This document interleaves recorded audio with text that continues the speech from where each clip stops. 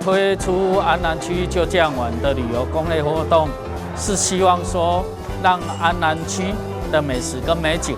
能够让大家所知道。那特别是要来安南区观光的所有的观光客、消费者，能够更清楚的了解我们安南区要到哪里吃、到哪里玩哈。那我们这次推出了4条路线，可以说包括了整个安南区的全部啊哈，包含东边到西边，从我们的市区到海边都有哈。那我们知道安南区有很多海鲜的食材，那也有所谓米其林的手艺所以呢欢迎大家能够到安南区。台南是众神之都，但是安南区也有非常多的庙，而且历史都非常的悠久。然后再加上说这里的生态，然后还有我们的科技、绿能等等，其实都在同一个区块里面，就是可以说是和平共存。这个我觉得是蛮难得一见的。像市草绿色隧道，也就是国内外很多游客来到安南区一定会去的地点。然后再加上像最近即将也要迎来的这个鹿耳门圣母庙的这个就是烟火那也都是每年都吸引非常多的游客啦然后再加上它周边有非常多几十年起跳的这一些就是传统老店，就是小吃所以整个安南区来说，我觉得它就真的就是一个台南的缩影可能就是国安街上的头土一街吧。掌握施政3分钟，台南进步向前冲。安南区是台南的第2大行政区，这近几年的发展真的是非常快速。那尤其安南很多传统民俗跟美食地点，其实也必要介绍给大家知道。那不管是每年的元宵节的土城圣母庙的这个烟火，或者是许多在地的一些寺庙或者是景点或者是市草大众庙的市草绿色隧道，其实这边都非常值得大家流连忘返。玩多了也需要吃东西，所以我们安南很多美食也要借这个机会跟美景跟景点这个配合，让大家知道。因此呢，我们特别跟关旅局以及很重要的安南公所，还有许多的寺庙，还有各里办公处一起来介绍这个优质的安南景点跟美食，让大家知道这个。所以说，我们今年推出安南就这样玩，安南就这样吃来让许多的观光客也好，或者是这个我们在地的市民，你可能不知道，安南有一些地方事实上是有荣登米其林入选或者是必比登的因此欢迎大家，不管是被米其林所肯定，或者是被我们隔壁邻居所肯定，安南美食非常多所以欢迎大家一起来安南区。2024台湾灯会在台南，2月3日到3月10日，邀您一起来台南赏灯。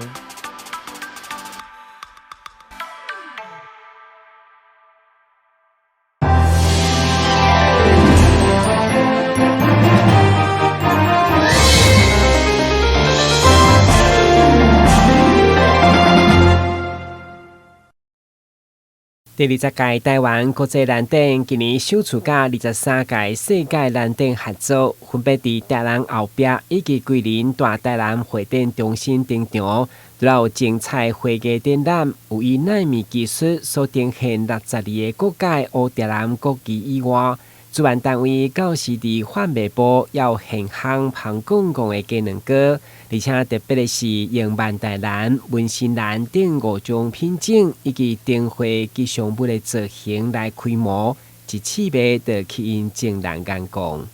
哇，这好可爱哦！因为还有那个兰花造型的鸡蛋糕，然后听说这个也是这次蓝展的吉祥物 Oki 寿。然后你看，就是看兰花蓝展，而且还有兰花造型的鸡蛋糕，还有 Oki 寿造型的鸡蛋糕可以吃，而且真的很好吃哦！大家不能错过，太可爱了吧！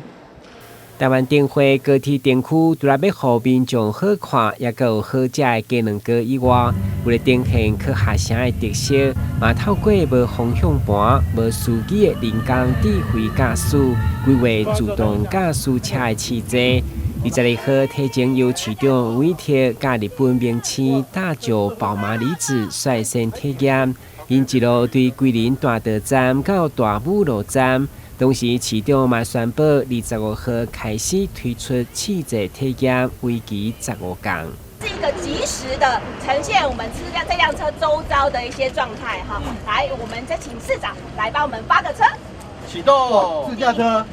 为了欢迎民众来体验，只要民众试坐，也有机会抽到自动驾驶车造型的 USB。欢迎民众2月25到3月10号，每一天上午11点到下晡4点的营运时间，来到桂林18路到大武路口。台南新闻阮吉采访报道。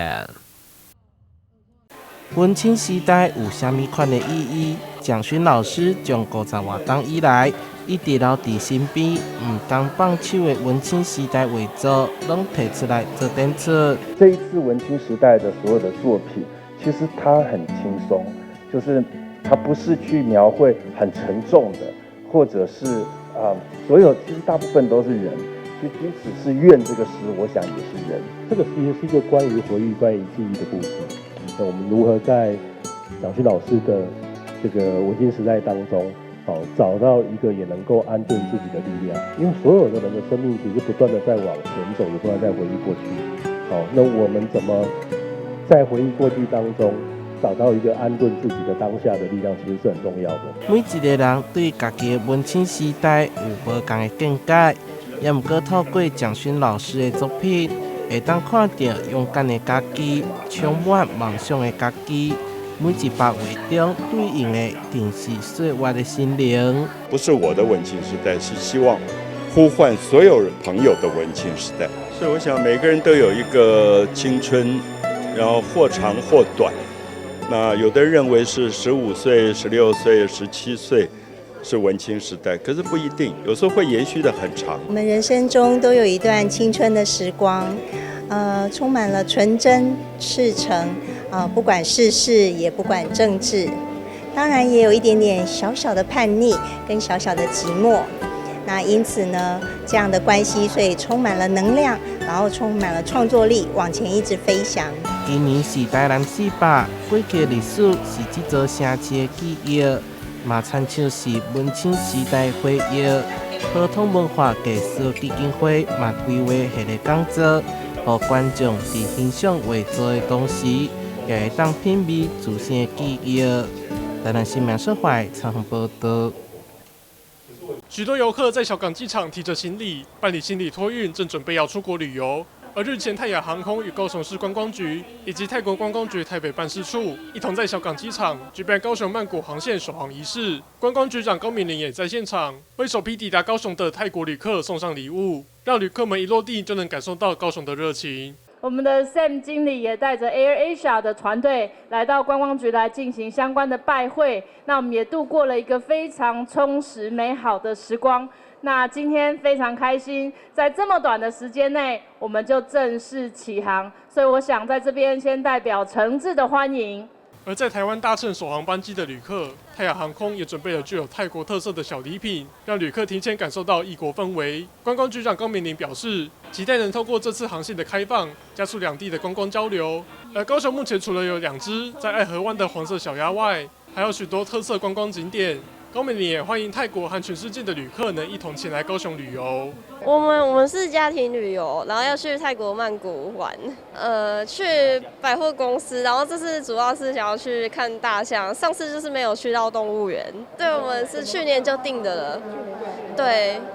都会提早订起来会比较便宜。我们上个礼拜我生日的时候，我老公送我们说要去曼谷玩，习惯啊，也很近啊，就很方便。而且价位也还不错。对，那我们很希望，除了像今天是 AirAsia 在我们高雄曼谷有直飞，那我们也希望接下来有其他的城市，比如说像在泰国的清迈，那或者是其他的各个包括甚至 AirAsia 在其他东南亚国家，包括越南等等，也很多的航班，我们都希望能够有更多直飞高雄的航班，那也造福两国之间的各地的旅客。泰国观光局也表示，这次开放的直飞航线可提供台湾旅客更多飞往曼谷的航班选择。而随着泰国对台湾开放免签制度，让台湾旅客前往泰国更加方便，也期待能吸引更多台湾旅客前来观光。这对高雄来说是大利多，不仅增加了座位数，也为了高雄市民以及邻近的市民们带来便利，提供更多的旅游选择。高雄是工业和经济方面非常重要的一个城市，这次将进一步促进台湾和泰国之间的旅游交流。因应免签证政策，现在旅客只需要携带护照和机票，无需申请签证，可随时前往泰国。基友是说这个1388大概是2个星期，目前还有位置，希望大家快点去订购，因为它那个机票有限了哈，然后它平常的那个票价也不是非常的高。随着近年来国际航班逐渐开放，许多人也计划趁着假日出国旅游。而这次高雄曼谷航线的开放，除了让两地的往返更加方便之外，也让想要出国的民众能有更多不同的选择。记者王仲凯、赖长邦高雄报道。市长，我们要亲到了，市长。2只黄色小鸭在高流中心前相会，还以错位方式玩亲亲，只要找对角度就可以拍到2只黄色小鸭嘴对嘴，模样超级可爱逗趣。我们2只小鸭要亲到了耶！见到了！大家看到了吗？就是此时此刻。原本在光荣码头前的黄色小鸭，前一天就梳妆打扮，准备情人节的约会。隔天下午，小鸭在拖船的带领下游港一圈，经过高雄展览馆、码头乐园、金鱼提案、鼓山鱼市场、战二库，最后来到高流中心的音浪塔前，和另一只小鸭合体，吸引大批民众涌进港边，捕捉双鸭 kiss 的经典画面。你还没有截图的，我们再来截一次。这个是独步全球，举世无双，就这个 moment 哦。他们要准备亲脸了，亲到啦！好甜蜜，好幸福哦！情人节就是要这样过呀，羡慕呀！大家开心就好，祝大家情人节快乐！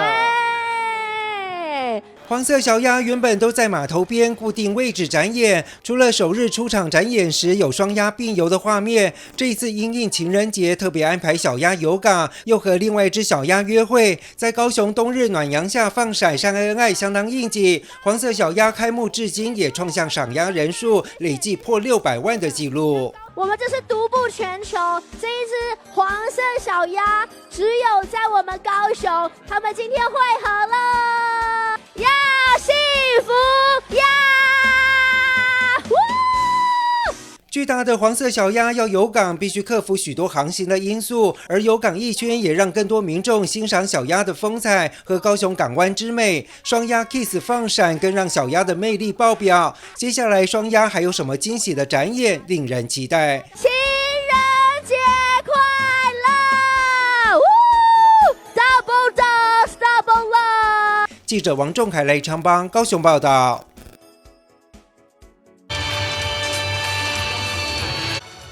台北灯节主灯呈现光龙，位于西门红楼前，由策展人刘志良以纯金属打造，高3层楼，结合花灯与声光科技，在光龙身上照映出耀眼夺目的动态光影，搭配每半小时的3分钟主灯秀，配乐由音乐制作人 K6 刘家凯结合在地文化元素创作。捷运站上的鱼耀西门，象征年轻世代追逐梦想，突破层层障碍，出人头地。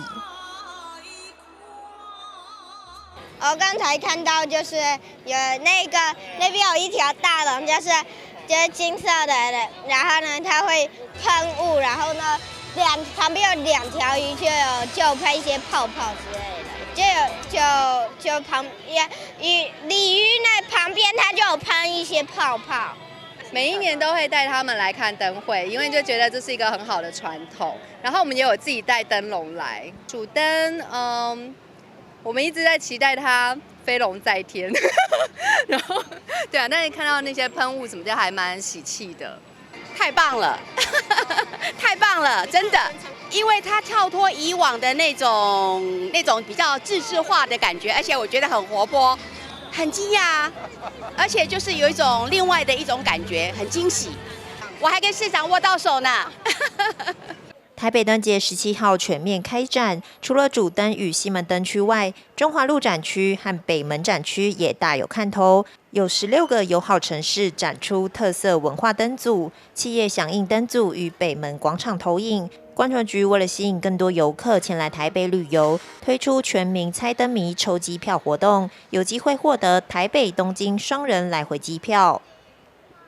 今天是我们台北灯节正式点灯开幕的日子，下个星期六就是元宵节，俗称的小过年，所以是农历春节最后一天。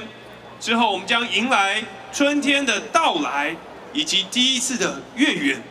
所以是花好月圆、阖家庆团圆的幸福日子。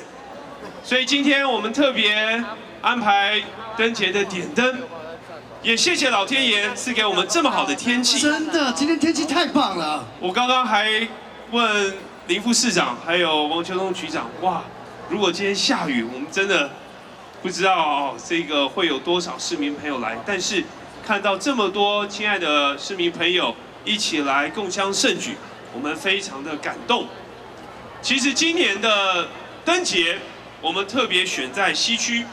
也就是从西门町商圈一路沿着中华路到北门，其实沿路有非常多漂亮、精彩、丰富的灯饰。那我们之所以选在西区，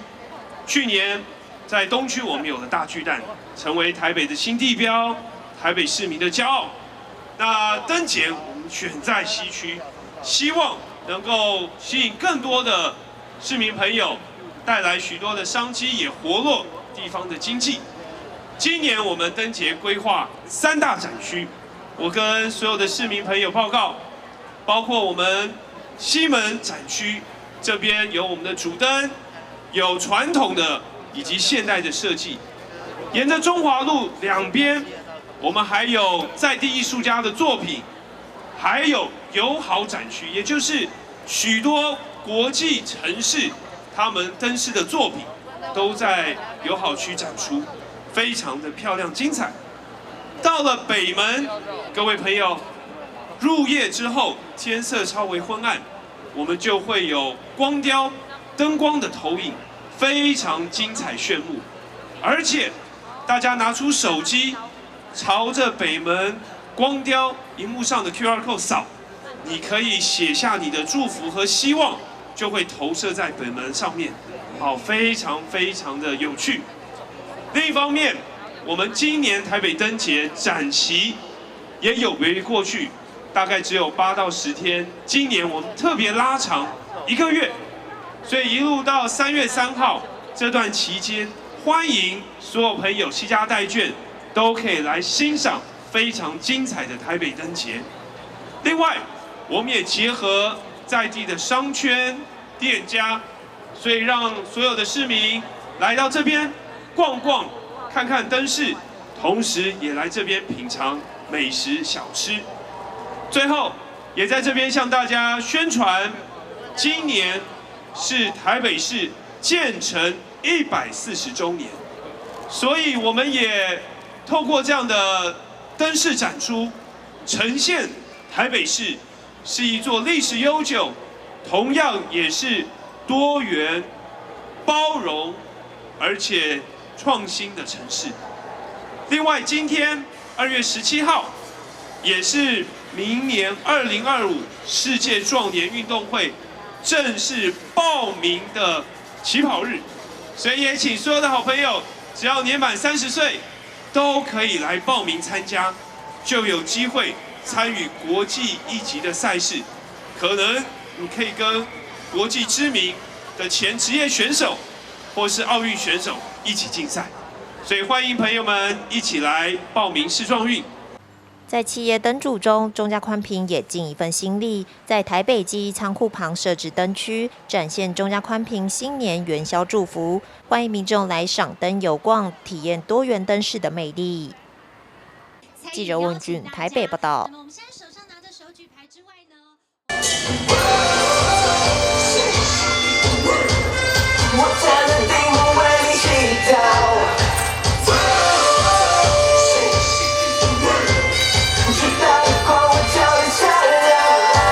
由铁丝地文化艺术创意团队带来结合传统家将和庙会的舞蹈，搭配振奋人心的鼓声，为2024新北灯会记者会揭开序幕。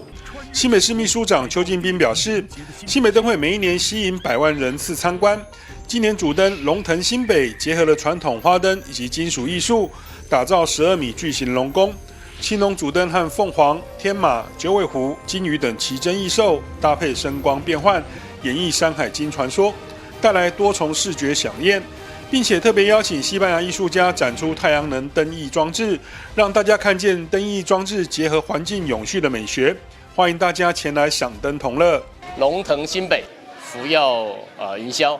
那新北灯会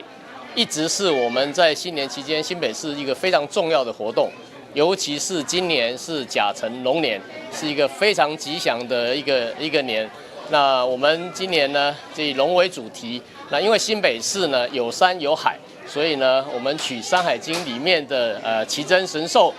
这样的主题来制作我们的灯笼。在这一次的灯会里面，我们总共有9大的一个灯区，那5大特色。那在灯区里面，包括主灯区，包括亲子，当然我们也结合了艺术、科技。当然，还有非常重要的，我们很多的宗教团体的协助来赞助。那当然，我们也结合了艺术家，还有小朋友等等这些相关的在9大灯区里面都可以呈现出来。当然，除了看灯之外，我们也希望在活动的过程里面能够有美食，让我们的所有的朋友可以在这边享用。那除了灯区以及美食广场之外，那在我们的5大特色里面，包括我们可以跟好享兔这边来做一个连线。那我们也邀请了我们的韩流天王毕书尽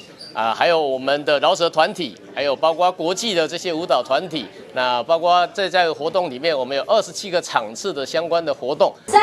2、1，新北2024灯会，龙腾新北，福耀云霄正式启动。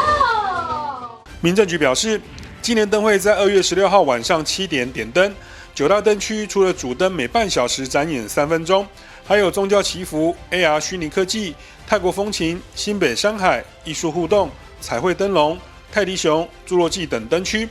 周边也有光环境，让大家拍到手软。为期17天的新北灯会，每一周也会开箱惊喜的人偶见面会，有好享兔、Momo 亲子唱跳等，还有人气偶像毕书尽、新生代饶舌团体 Solarian 等接力开唱，并规划近100摊市集，陪大家欢庆元宵。记者赵世渊新北采访报道。请启动，准备倒数3秒，3、2、1。2024桃园灯会以闪闪桃园、闪闪桃林为主题，将在南昌营区跟虎头山创新园区规划2大灯区。桃园市政府特别举办宣传记者会，邀请大家从2月21号到3月3号到桃园来看灯。同时，今年还规划汉服市集，重现古代元宵氛围。记者会中也特别请民传大学的同学换装抢先，让观众体验重回古代的感觉。地点在我们虎头山创新园区，还有南昌森林运动公园，还有连接2个灯区的桃林铁路的步道。那么这3个地方都会布置得非常美轮美奂。我想我们的所有朋友会非常期待。看完了一个灯区，走过桃林铁道步道到另外一个灯区，桃林铁道的2旁也布置得非常非常漂亮。另外，我们的表演也都不间断，我们还有我们的汉服展示，还有澳洲来的表演团体表演科技艺术，非常非常吸睛。除了精彩的灯会，记者会中也公开今年的3款小提灯，都是以回收的环保材质打造，有大小朋友装的宝陶龙跟陶器龙，还有搭乘大众运输去灯会才能拿到的限定春陶共融，不仅美观，还能变成收纳盒，相当有特色。这次呢，我们特地用这个100%回收的这个环保材质制作的这个手提灯是完全不会有任何的浪费，也没有任何的纸质在里面。那100%环保的目的呢，也希望可以跟小朋友们一起寓教于乐。同时，这次有2组提灯的设计我们陶器龙跟淘宝龙呢，特别是淘宝龙，它完全就是设计就是一张纸，希望可以简单的就折叠起来，让小朋友们呢也能快速完成这个灯笼。那另外呢，比较复杂一点的这个陶器龙呢，也可以在这个灯会结束之后有这个纯拳头的功用，欢迎大家来。那这一次在灯会的时候，我们特别也跟方文山老师合作策划了这个宋代的这个市集。那现场呢都有非常多我们的这个老师工作人员在带大家体验这个传统汉服之美，也欢迎大家到我们的现场一起来体验。2024桃园灯会在虎头山创新园区设置古穿金风格的互动光影装置，穿过长廊就能到古代的汉服市集。今年更创新规划宫庙灯区，邀请桃园在地神明到现场庇佑民众。南昌营区则是科技互动跟国际艺术作品，2大灯区各有看头，邀请大家一起来赏灯。记者赖伟一桃园报道。